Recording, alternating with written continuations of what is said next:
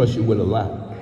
Think about it. So what Snoop did with a lil and the way he fed people with the lil he had, look at what he's doing that is overflowing now. How God is giving him with this abundance of wealth. And he's still humble. That's why I told y'all, like, I look at people where they at the bottom. I know where they're gonna be at the top. And you look at a guy like that, he deserves everything. I mean, Snoop on every commercial he get. He'd do anything for a bag. Yeah, well, he do it the right way. Yeah. He do it the right way. Look like you. So think about it, you look at Shaq. We see Shaq on all these commercials. I love it. He could be doing anything. Sure. Think about it. So that's what I told people this, right? Product outweighs talent. Snoop realized that he could only do music for so long. That's what I realized. You are not gonna remember me for music. For what I'm doing right now, you're gonna remember me for being the kings of the breakfast food. That was me and Snoop gonna be. Because we're putting product and we building and we growing and we able to have black product on shelf. This Black History Month, we are making history. Come on. People might not see it. Come on. And so the thing is, what we have to show our people why it is so important to buy our product. So once we get into Walmart, get into Target, Albertson, Kroger's, all these places, we just did one of the biggest deals ever with Post.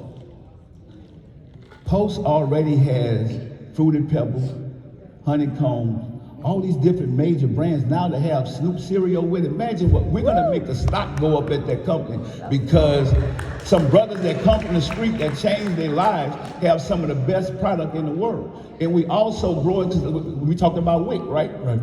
Now we have healthy product for WIC. We got the regular cereal, and we also have the healthy cereal. WIC approved. WIC approved. Nice. And it never been done.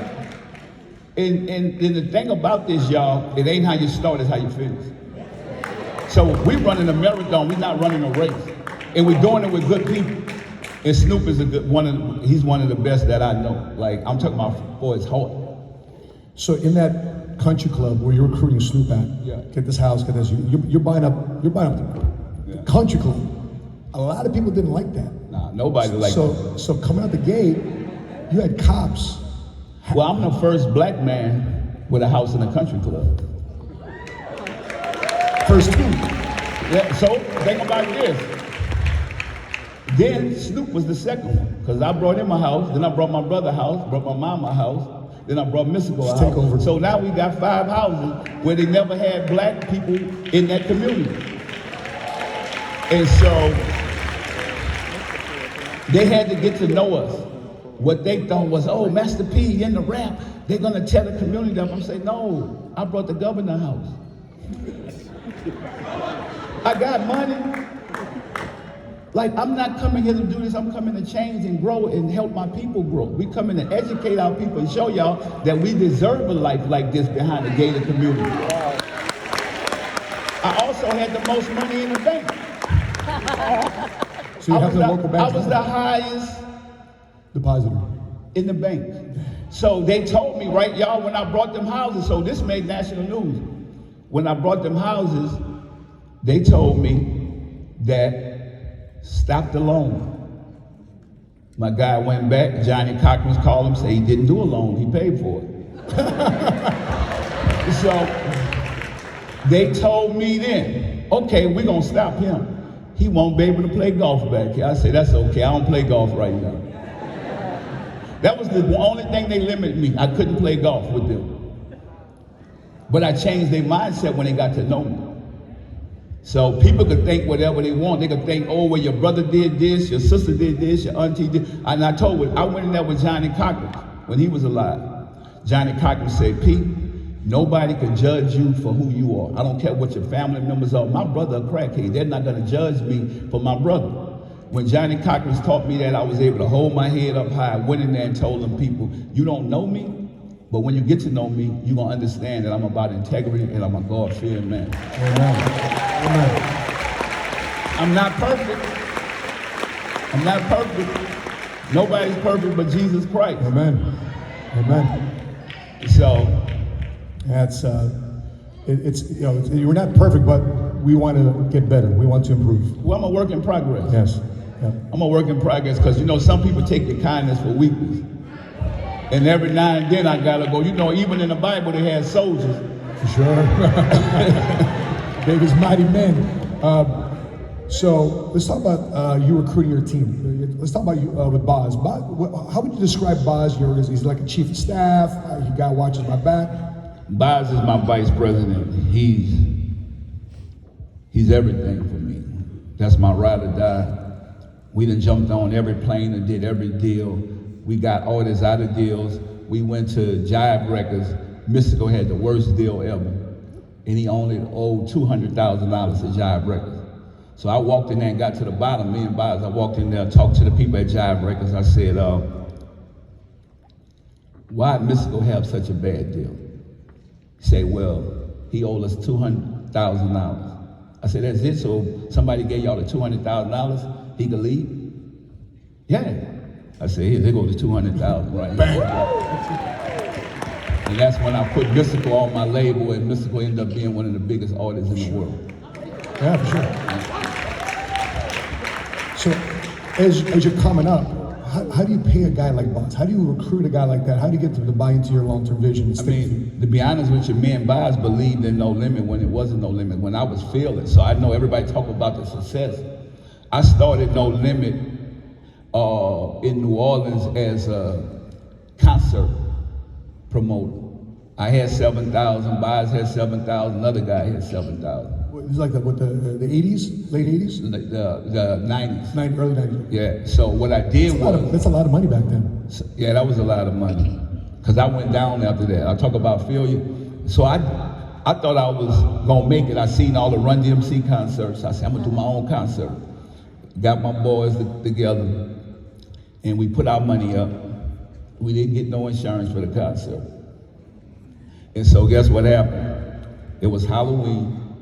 Nobody showed up but a couple people. We only made $7,000. So the guy that was in with us, he wanted his $7,000 back. And I'm like, what about us just splitting? Everybody get a little money so we could go start over. Guy like, nope, I wanted my money back. So I told Boz, give him his money, give him all of it. We gonna make it. We gave him his money. He's probably working at a car dealership now. And Small thinker. Small thinker. Small thinker.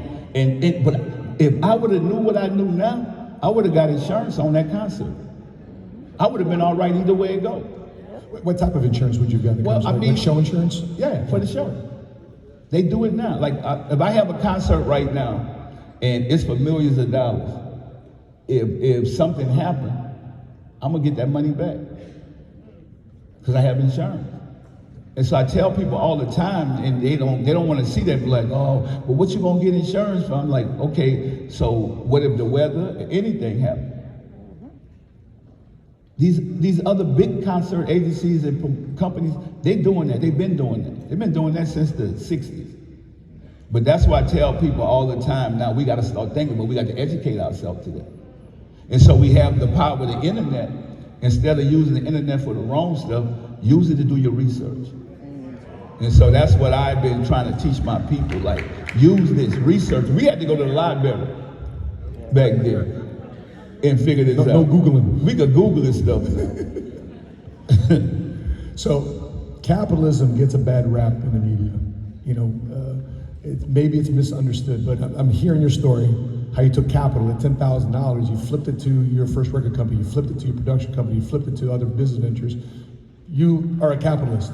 Yeah. So what would you say to people out there that has a twisted view or a crony capitalism type of perspective on what really capitalism can do for the common person to go from nowhere to somewhere and have no limits in their life? Them people had no faith. Think about it, it's nothing I can tell them. They don't want nothing anyway. We're gonna sit up in there and talk to a fool. My grandmother tell me that all the time, a wise man learns, but a fool never will. And so I'm not talking to fools. It's like, if I could show you from my life, I come from that same, because that's what people tell me all the time. Well, P, you got money. No, I was in a project with y'all. Y'all didn't want nothing. You can't get mad at me because I wanted something, I worked for it, I got out there, did what I had to do, and you still there on the corner drinking beer and smoking cigarettes. When I come home, man, give me a pack of cigarettes and a beer. That's all you want? Because I'm dreaming big. I want more. Right. I'm taking my 24 hours and doing something with it. You want to go to the club and party and figure out why you don't have nothing. Then you want to talk about capitalism. Hey, capitalism, we taking advantage of every opportunity. We creating opportunities while you sitting around mad and jealous and envying somebody that's working. Because think about, I got to work. Yeah. They are not giving me nothing. These people don't give people like us nothing. We got to work for it. We got to work 10 times. Think about it. When you look at, you want to talk about capitalism, right? When you look at Fortune 500 companies, okay, we make up 1/10 of 1%, African Americans and Latino. Why is that? And y'all cool with it? Let's be honest. Come on. So how do we put wealth and money back in our community and our culture? How we even help some of the foundations we want to help because we don't control the money.